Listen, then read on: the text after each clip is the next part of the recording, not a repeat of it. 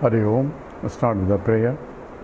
Om Samasta Jana Kalyani Niratam Karunamayam Namami Chinmayam Devam Sadgurum Brahma Vidvaram Vasudeva Sutam Devam Kamsa Chanura Mardanam Devaki Paramanandam Krishnam Vande Jagadgurum Tvameva Mata Cha Pita Tvameva Tvameva Bandhuscha Sakha Tvameva Tvameva Vidya Dravinam Tvameva Tvameva Sarvam Amadeva Deva Tvameva Sarvam Rudeva Deva. Hari Om. So we more or less completed the analysis of the difference between what is Advaita and Vasishtha Advaita, why Advaita comes closer to the scriptural teaching and also come closer to the truth, because I want to be liberated. That's the purpose. Liberation is recognition that happiness from my own self, and the self that I am, that from which happiness comes, is due to infinite self, that is Anantam. Therefore it is limitless, and knowing that I am limitless and full by myself, then I don't depend on anything else for my happiness, and that's what I've been looking for. So all this essentially to recognize that Aham Brahmasmi, and that's the statement of the Upanishad.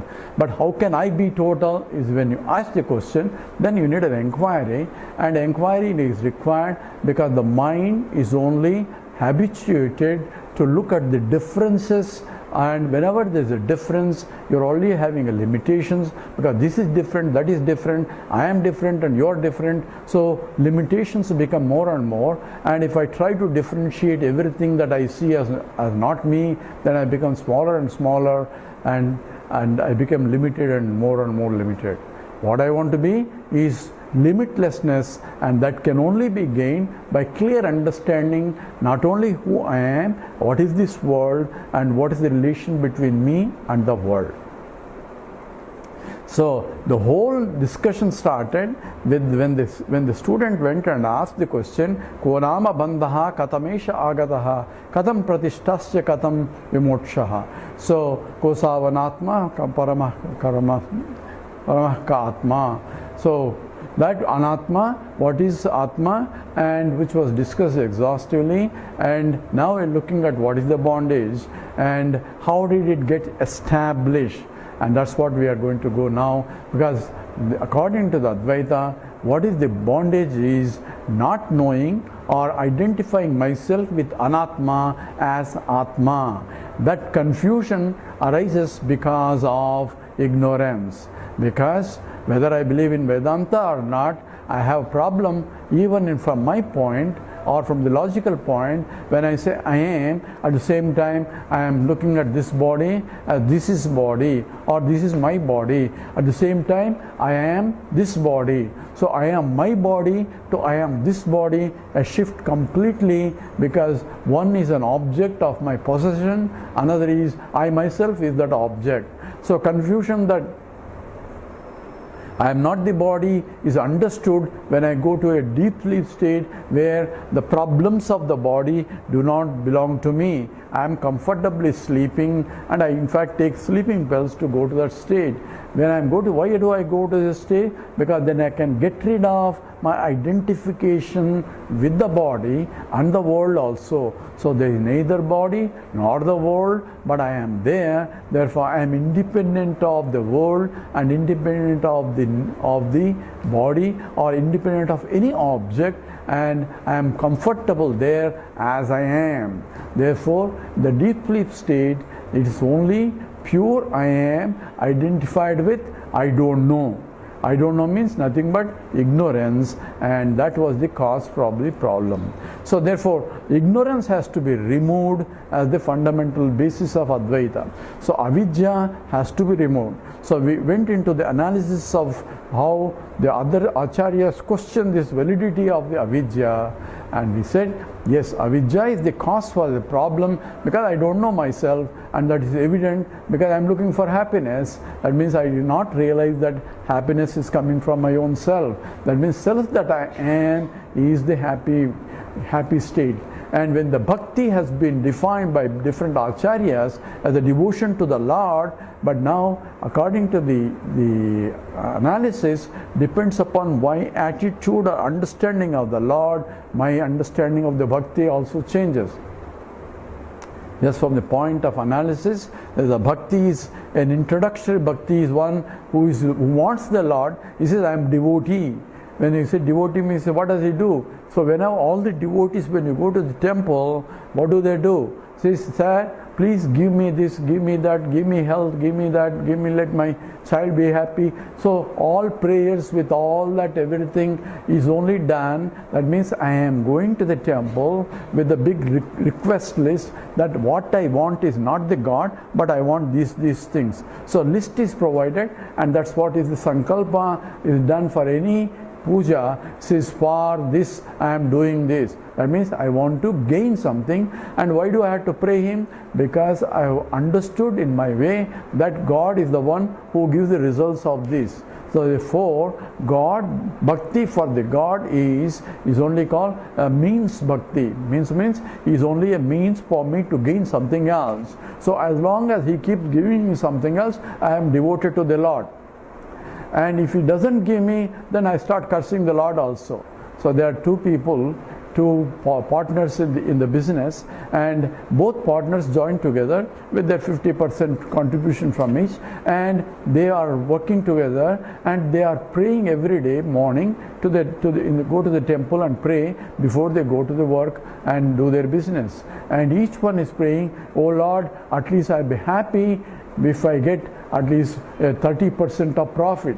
And the other fellow prays, oh Lord, I'll be very happy if you give me 90% of profit. So everybody, every day, both are breaking coconut and doing puja, and they want a profit from the Lord and doing the puja every day. So it so happened they got 60% of profit. Now guy who was praying for 30%, so overwhelmed with the compassion of the Lord, oh Lord, because of you I got more than what I am requesting, and you are so great and all that. He does a lot more puja because his desire is fulfilled more than what he wants even. Whereas the other guy starts cursing the Lord, even though he got 60%, but he wanted 90%, so I am expecting more than what I want. So Lord doesn't give anything he wants just because you are asking for it. Lord gives what you deserve. And that's what has to be understood. So from the Vedantic point, there is no point in going and asking, oh Lord, give me that. He does not give an iota other than the fact that he gives me some knowledge to think properly so that I can act properly with the proper understanding. That is what is Yajyadbhavyam Bhagavavan Purva Karmano Rupam.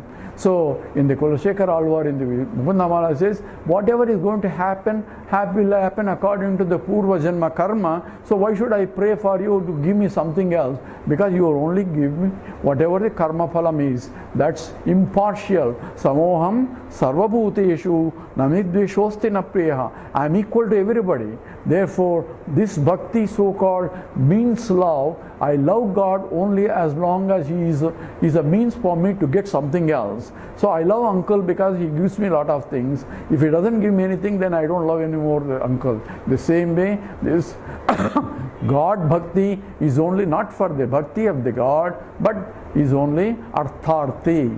But Krishna is compassionate enough to say he is also my bhakta. At least he is coming to my rather than going somewhere else. Because he is the infinite possessor. So you go to a big emperor and ask, sir, please give me a couple of peanuts. So when you go to the emperor, he is ready to give himself. But you want only tiny, small things in life. And that's what all the bhaktas are. That's called means bhakti. There are people who now understand, says, I don't want anything, but I want to know who is that Lord. That's called jignasu. So I want to know the Lord, I want to love the Lord. And that love for the Lord is what is all the Visishtadvaita tradition is essentially. That is the second degree of love, is where I don't care for anything, I am ready. In fact, one of the alvards, he had only one cloth, and that was used multi-purpose cloth. Because for sleeping that was the cloth, for wearing that was the cloth, and when he wash he has to wash it, and that's also cloth to be washed, and he has it. Therefore, for his protection, he was only wearing that big cloth that is going around. And when he was sleeping, and suddenly the wind comes and the cloth was blown away. And when he looked at his underwear cloth, he was jumping with joy because, oh Lord, now I am free. Because as long as cloth is there, I have to protect myself for the other's sake. Now I don't have anything. It is your problem now. So that is essentially one of the old words. And he's a great bhakta. And that is essentially give up everything. He gives only what is required or what is deserved. He never gives anything more than. So, samoham sarvabhuteshu namid dveshvosti na priyaha. This in the 9th chapter it says, I am equal to everybody. I don't favor anybody, or I don't disfavor anybody. But samoham sarvabhuteshu namidveshvosti na priya ye bhajantu mam bhakya maiteteshu chapyam. But whoever worships me, that I am with him and they are with me. Here worshipping is complete surrenderings with him. Completely surrender. Lord alone is. So yomam pasyati sarvatra sarvancha mai pasyati. I see Lord everywhere and Lord is everything. There is no more bhakta left. That's what is devotion. So as long as I love, the lover and the loved have to become one, at least in the manasa, vacha, karmana, along the thought wise and the action wise and in the speech wise, in every way they become one, and that's called the real bhakti. So becoming one with him is the dissolution of my own ego, my ahankara, and that is essentially the third bhakti, which is called self-love, where I love myself because the self that I love, sarva bhutastam atmanam sarva bhutani cha atmani. The self that I love is the self in all. This is the same statement. Immediately comes after, says yomam pasyati sarvatra sarvancha mai pasyati, who sees me everywhere and everything in me. Says sarva bhutastam atmanam sarva bhutani cha atmani. Krishna says that also. Says from the point of jnana point, he says one who sees himself everywhere and everything in himself, he sees nothing but me. He is the real jnani. And among the four bhaktas, the jnani is the supreme. That means this is the highest bhakti. So love for oneself is the supreme self, because the self that one loves has to understand is the self in all. And in fact, in the Panchadashi sloka, it says mana bhuvam hi bhuyat. It says ayam atma paranandaha parama premaspadam yataha mana bhuvam hi bhuyasam iti prematma nichyate. It says I love myself. Say ayam atma paranandaha, because it is the nature of supreme happiness itself. It's not just happiness, it's the nature of supreme happiness. This atma, yam atma paranandaha, is supreme happiness, and therefore I love. What I love is object of love, object of happiness. That which gives me happiness, I love. Which doesn't give me happiness, I don't like. I don't love also. So atmanastu kamaya sarvam priyam bhavati is the statement of Yajnavalkya to Maitreyi.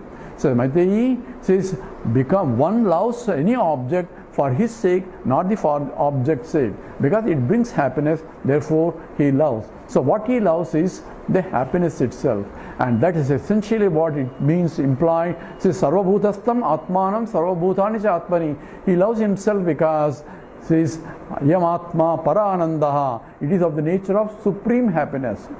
Parama premaspadam yataha, therefore it is the locus of the absolute love. Because I love anything else, he says, why do you love? Because. There is a because is there, like a teenager who says because, and he may stop, because it brings happiness. So anything I love is only a source of happiness. What I love is a source of happiness. But I love because I love myself. There is no because I am absolute source of happiness, because happiness is not out there. All that is implied in this statement is iyamatma paranandaha parama premaspadam yataha, and this is expressed according to Vidyaranya. It is mana bhuvam hi bhuyasam.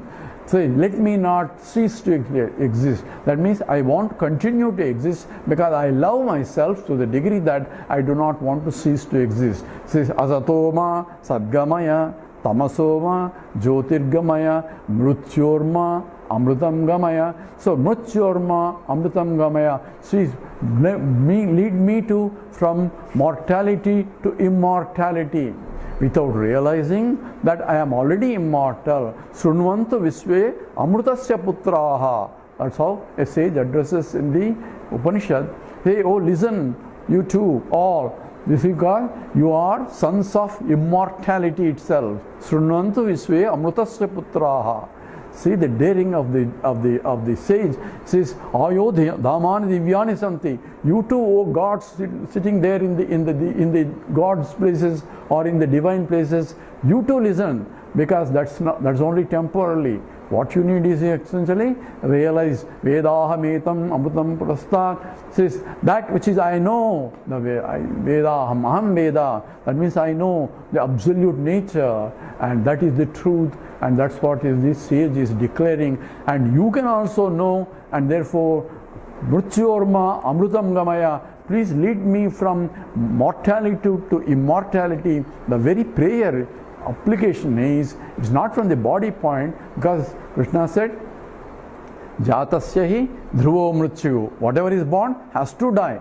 So whatever that has a beginning has to have an end. So that is the law of nature itself, and in that statement, implication is that this body itself is not me, but that which is beyond that body is what I am, and that is essentially is what is being declared.